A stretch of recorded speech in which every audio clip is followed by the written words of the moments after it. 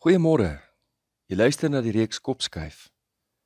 Vanoggend is die 67ste oordeenking met die tema waarom doelstellings dikwels nie werk nie. Hoeveel nuwejaarsvoornemens word gerealiseer, dink jy? As jy sou skat, hoeveel persent van nuwejaarsvoornemens word uiteindelik gerealiseer? Waarskynlik het die meeste mense die een of ander doelstelling of doelstellings. Maar die verskil tussen diegene wat dit bereik of nie bereik nie, lê in die sisteem wat gevolg word, nie die feit dat hulle doelstellings het of nie. 'n Doelstelling as sulks bepaal nie of iemand dit gaan bereik nie.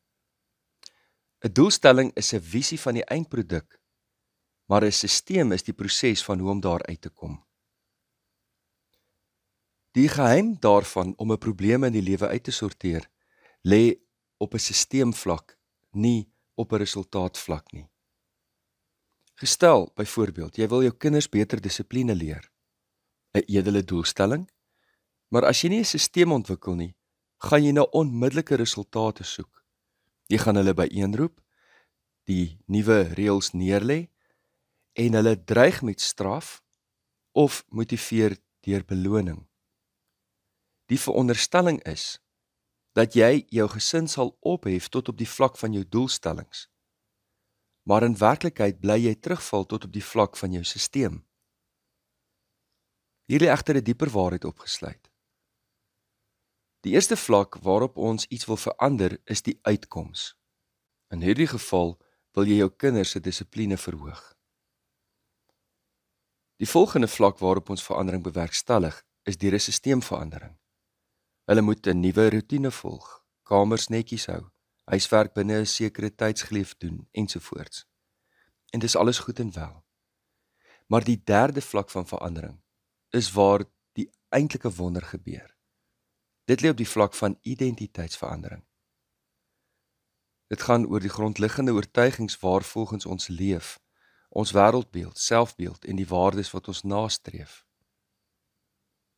Uitkomste gaan oor wat jy kry. Prosesse gaan oor wat jy doen. Identiteit gaan oor wie jy is.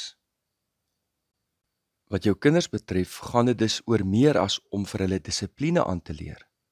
Dit gaan in wese daaroor dat hulle gedissiplineerde mense is. Gestel 2 mense wil ophou rook. Wanneer 'n sigaret aangebied word, sê die een persoon, "Nee, dankie, ek probeer ophou rook." Die ander persoon antwoord, "Nee, dankie, ek is nie 'n roker nie." In hulle eie kop het hulle besluit, deel was deel van my vorige lewe, nie meer nie, nie hierdie een nie. Dus, ware verandering is identiteitsverandering. Kom ons dink aan nog 'n paar voorbeelde. Die doel is nie om 'n boek te lees nie, maar om 'n leser te word. Die doel is nie 'n maraton nie, maar om 'n atleet te word, 'n drawer te word. Die doel is nie om 'n instrument te leer speel nie, maar 'n musikant te word. Dink 'n bietjie aan 'n paar voorbeelde in jou eie lewe. Nie, jy oefen 3 keer per week nie.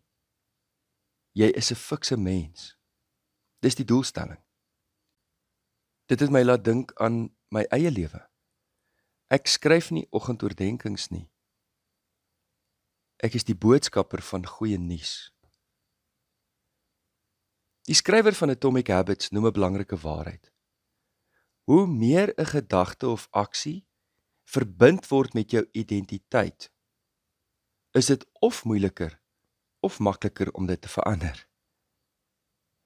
Daarom gaan verandering nie alleen oor nuwe kerngewoontes nie. Dit is wesenlik 'n verandering in jou oortuigings, 'n verandering aan jou selfbeskouing, jou identiteit. Hierdie is so belangrik, dat ek eintlik die oggendoordenking hier wil stop en vir jou 'n halfuur of 'n uur gee, en sê, jy moet iets hiermee maak. Met hierdie waarheid moet jy iets maak. Gaan sit en dink aan die aspekte van jou lewe waarin jy verandering nodig het. En gaan dink oor hoe jou identiteit daaraan gekoppel is. Toe ons vroeër in die reeks gepraat het oor wat die Bybel sê oor ons denke en ons gedagtes, het ons vir mekaar gesê dat die verandering daarvan dieper lê as bloot 'n ander opsie in ons lewens. Dis nie een van baie goeders wat ons doen nie. Dis inderwaarheid die geval dat ons die ou mens aflê en 'n nuwe mens word, 'n nuwe identiteit ontvang. Lees byvoorbeeld Efesiërs 4 vers 18 tot 19. Kan ook Romeine 11 vers 30 lees. Dus, het gaan nie alleen daaroor dat ek sê, ek het nou ander gewoontes as vroeër nie. Paulus sê, ek is 'n nuwe mens. Wanneer kerngewoontes nie ook identiteitsverandering bring nie, is verandering net tydelik. Dis oor en oor bewys met programme op TV wat dramatiese veranderinge by mense bewerkstellig. Ek kan dink aan 2 sulke voorbeelde. Die een is waar mense deelneem aan 'n program om te kyk wie kan binne 'n bepaalde tyd die meeste gewig verloor. Die ander is waar mense se voorkoms verander word.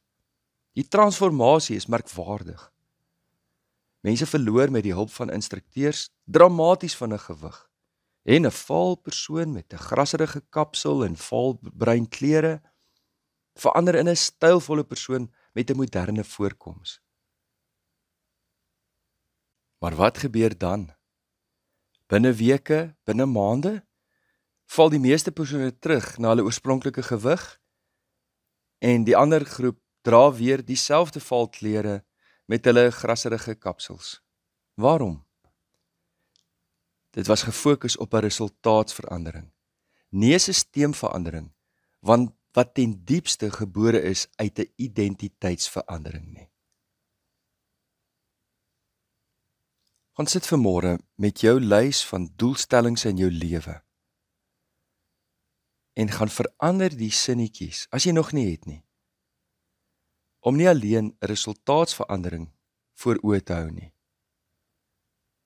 maar eerstens 'n identiteitsverandering wat uitloop op 'n sisteemverandering van kerngewoontes. Nie alleen ander gewoontes as vroeër nie. Ek is 'n nuwe mens. Kom ons bid saam. Here, hoe wonderlik om te weet dat U woord vir eeue reeds die geheimenis openbaar, dat verandering in ons lewens ten diepste 'n identiteitsverandering is. Dieper as ons voorkoms of ons gewoontes. Here, maak ons dapper deur U Gees, entoesiasties en vasberade om vanuit ons nuwe identiteit te leef, sodat dit sal deursyfer in alle hoeke en draadjies van ons lewe en lewenspad. In Jesus naam bid ons dit. Amen. Liefde en 'n geseënde dag verder. Veranderings wat nie geestelik van aard is nie, maar deel is van die drome wat ons wil realiseer. Help ons ook daarmee, Here, dat ons lewens in geheel in die regte rigting beweeg. Help ons om met dapperheid, met visie en met nuwe energie, nuwe mense te word in ons hele lewe. Dit bid ons deur die krag van die Heilige Gees